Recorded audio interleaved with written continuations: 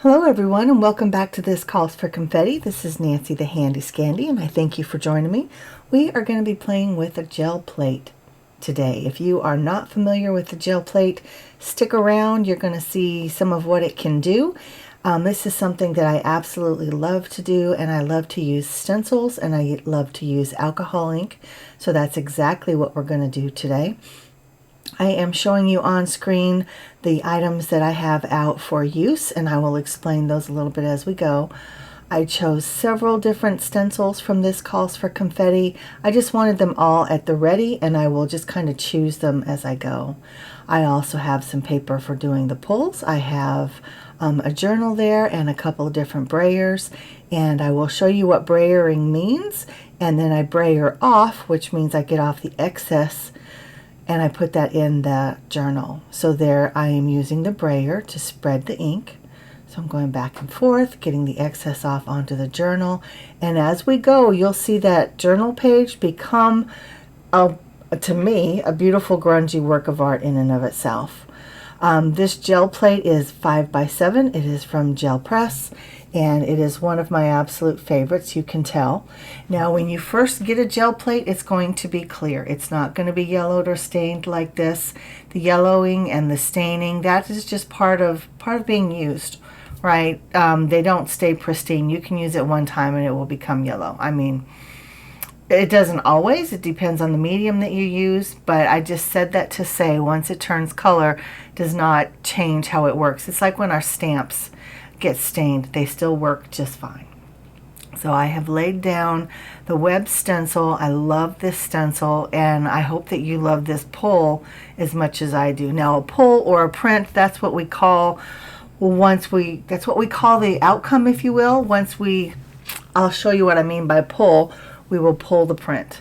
So I allowed all of that ink to dry. Now those inks that I used, they were Marabou is the brand, as well as, I'm not sure if it was Adirondack or Ranger. But anyway, so you can see when I pulled that stencil up, there's still a lot of alcohol ink on it. Now how do we reactivate alcohol ink once it's dried? Alcohol. So I have rubbing alcohol in that little sprayer, and you can see that I have sandwiched the stencil in between two pages of my journal, and I just applied pressure with my hands to get that ink off of the stencil, and then I essentially made two prints, and I think it turned out really cool. Now, to pull your print, you want to use just a little bit of something wet, and by that I mean like an acrylic paint like I'm using here. Sometimes I'll use the cream or the ecru color. Most of the time I just use white, and it does not take much. It always will take less than you think, and you want to roll that out, and we'll talk about what rolling should look like when you're doing your brayering. But let's look at this pull first, and this is what I mean by pull. Will you look at that? If you have never seen gel plate printing before, and this is your first time, tell me what you think. What is your gut reaction? I love it. So again, we're gonna start with a clean plate, excuse me.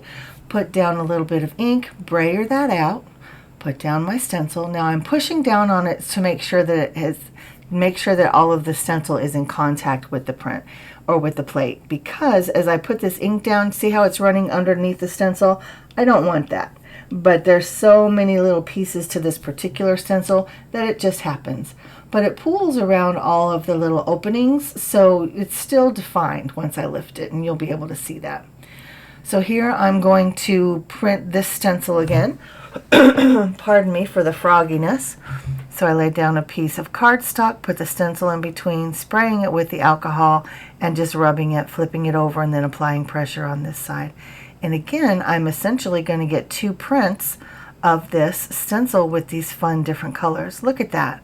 There's still a little bit of ink on that I can get off later, but for now I think they're basically prints, and they're really, really cool. I like them a lot. So again, putting down just a little bit of alcohol ink. You see how you can see the image through that paint? That's what you want. You want a very thin layer, and while it is still wet, you go ahead and put your paper down on it. You rub it until you feel like you've lifted everything, and look at that print. Very different than the first, still grungy, but oh my heart, I just love it. Now here we're going to switch stencils. I have the abstract sparkles, and I will, in terms of the inks that I'm using, I'll try to remember to link and list the names down below, but really you just choose what makes your heart happy. That's the way I choose. I am a fly-by-my-pants kind of crafter. I might have an idea in mind, but I never have a plan. I just let creativity take over as I sit down, and that's exactly what I'm doing. I pull colors that appeal to me in the moment and don't really pay attention to what they are. So here I was just trying to lift some of that excess ink off of the stencil before I pulled my print. But here I am pulling my print, again laying down my acrylic paint, laying down the cardstock, rubbing until I'm sure that I'm able to pull everything that's there, and then pulling. And they're so pretty. We're going to use this one again. I believe that's Smolder. The color that I'm using here is Smolder. And then I also have some of the blending solution, which just makes that ink move around a little bit more. Now here's a little bit closer look at the brayer off page. Will you look at that after all these projects that I've done, all these pulls that I've made? That page is a work of art in itself. And then I have 4 other prints just from trying to get the excess ink off of the stencil. Now I'm doing it one more time.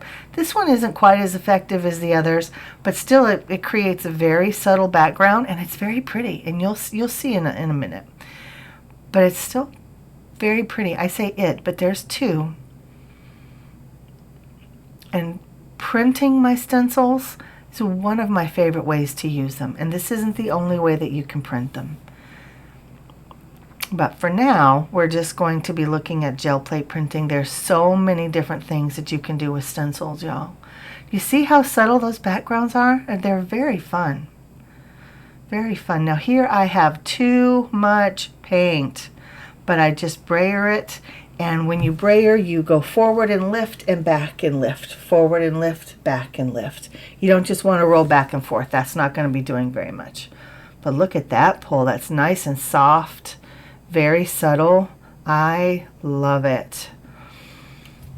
But again, when I had put out too much of the acrylic paint, you just brayer over that, lift it, brayer it off onto your brayer off page, and go back and lift some more. And again, when you're brayering, you're going forward and up, back and up. And when I say up, I mean lift. So here we're just doing the same process again. I'm putting down some extra color down into those holes, and I go a little bit crazy with the yellow there. And I wanted to try to pull some of that excess ink that's just sitting on top of the stencil, but alcohol inks dry fast, so there wasn't a whole lot. And here I'm trying to lift it by printing, right? Because I'm using my alcohol and applying pressure to the paper, trying to lift that ink. But there's just something about the inks with shimmer. They don't come off quite as well. But again, just because your stencils are stained does not make them any less effective. They are still stencils. As long as you don't have paste drying in the holes of your stencils, you're fine. Most of my stencils have ink all over them, paint all over them. Some of it just won't come off. Some of them I haven't bothered to wash off. So this one again is a very subtle background. Love those tiny little stars. And then now I'm going back to the sparkles, because there's a sparkle and there's a abstract sparkle. Both of them were released on September 1, 2024, and I'm just having a good time with them. You can use these backgrounds because that's essentially what we're making, is backgrounds when we make these prints or these pulls. And you can use them in a million different ways. Look at those. They're so fun.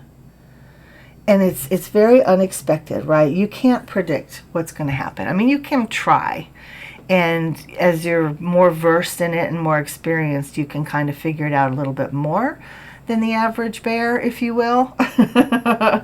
But it's called unpredictable art. Called that for a reason. And a lot of people don't like that. A lot of people want to know exactly what their art is going to look like. They have an image in their head, and that's exactly what they want to see. I would say try it. Let yourself go. Give yourself permission to not be perfect. to just play and see what happens. Now you can see that I'm doing something a little bit different here on screen. I'm doing a stencil inside a stencil, right?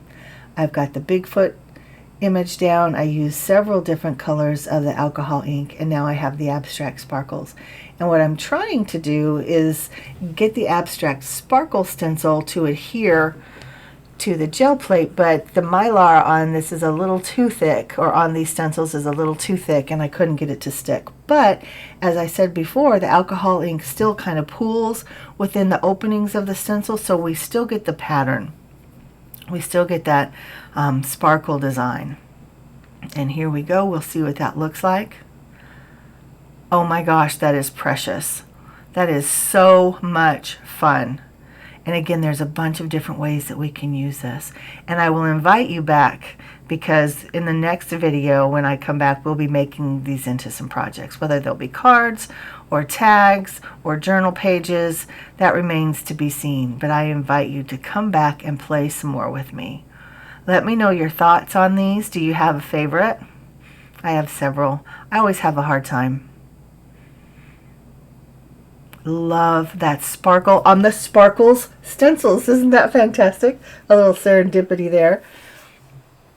And I know that I went through this really fast, and I know that I didn't give great tips, but this is just the first time. I will be doing stencil play, and I'm not sure if we're going to call this a series or whatever, but if I do call it a series, give me some ideas downstairs of what you think we could call it.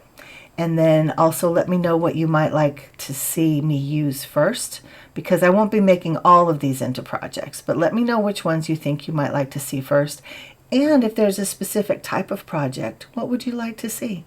Do you want to see tags? Do you want to see a journal page? Do you want to see them used in what manner? You let me know. I'm taking suggestions. I am always open to suggestion.